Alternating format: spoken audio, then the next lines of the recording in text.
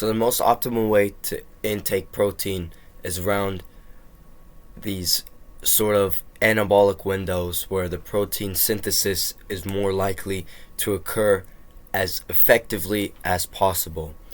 So a lot of people think that if you eat 100 grams of protein in a sitting, or let's say even more, let's say you eat 150 grams of protein in one sitting, that you're going to eat that, but you're not going to be able to actually get like the majority of that protein or all of that protein, and you're just going to end up pooping it out or peeing it out.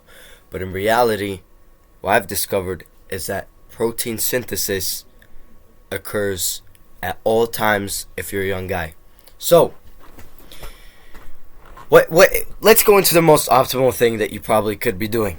And people are right. There is evidence that protein synthesis, eating small meals, 6 small meals throughout the day, is the most optimal way to get the food into your body, which is true, right? If you eat every 2 hours, before and after the gym for protein synthesis, you are going to see more gains than the person who just eats a lot in one sitting 3 times a day. But here's the thing. The gains are very, very small. So the people that I know that do this are athletes or bodybuilders. Those are the only really people who want to absolutely maximize every single little tiny aspect that they can for muscle growth. But if you're just a regular person eating lunch and dinner, breakfast, lunch, dinner, right? Maybe a snack. You do not need to be having, 6 small meals spread throughout the day. That is sort of over the top. Because if you're a young man and you eat 150 grams of protein, you're going to basically be able to, your body's going to absorb all of that. Maybe 6 meals throughout the day, it's going to be able to better absorb that and utilize it the best. But if you eat it in one sitting, that's fine. You don't need to have the 6 meals. That's over the top and unnecessary. Just have one, 2, 3 meals, all high in protein, and you're going to be able to absorb all of that. You're not going to pee it out. You're not going to poop it out. Your body's going to actually be able to use that. So what is the most optimal way for you to utilize protein? What I would recommend is you stay fasted in the morning. Don't eat breakfast, right? Wait until around 11 to 2 p.m. to have your first meal. 11 a.m. to 2 p.m. That's when you should eat your first meal. Eat a lot of protein in that meal. For example, I have around 0.5 kilograms, half a kilogram of chicken breast, and 6 eggs for the protein part. And then there's some fruit that goes along with that. But that's the main thing. And I absorb all of that. I'm telling you. I don't know if you can see me in comparison to this chair. The chair is not bigger than me. Then what I'll do after that is continue throughout my day.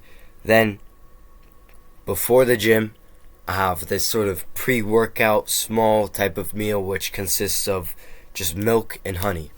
Milk and honey. That gives me the energy I need, before heading to the gym. Then when I come back from the gym is when I meal prep for the next day and also cook my meal. So I'll cook the chicken and the eggs, and then I'll eat half a pound of ground beef with avocado, with carrots, with sweet potato, with fruit. And that's about a day of eating. That's around 210 grams of protein, 190 grams of fat,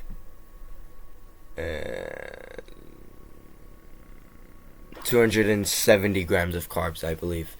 Well, maybe I'm skipping out on something, but when I checked my daily calories yesterday, I ate something similar to that, and those were the macros. So, very simple, and I get that protein, right? Just even though it's spread across, I guess you could say 2, maybe 3 meals, but even though that's spread out across, such a small amount of time, I'm still able to absorb all of that. I'm still able to use all of that and still have energy. So the whole thing with protein synthesis is that the idea is, you spread it throughout the day, and each time you eat it, you're only getting a small amount, so your body's going to utilize that throughout the 6 meals. And that is true.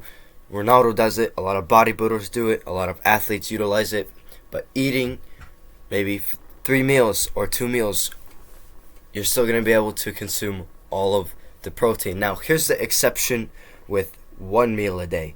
The thing with one meal a day is that your body enters a different state where it's not quite in ketosis, but it's in a state where it's very, very difficult to gain weight while you're in that state. So you can eat a bunch of food in that one meal and you'll still basically stay the same, which is an interesting concept to try out.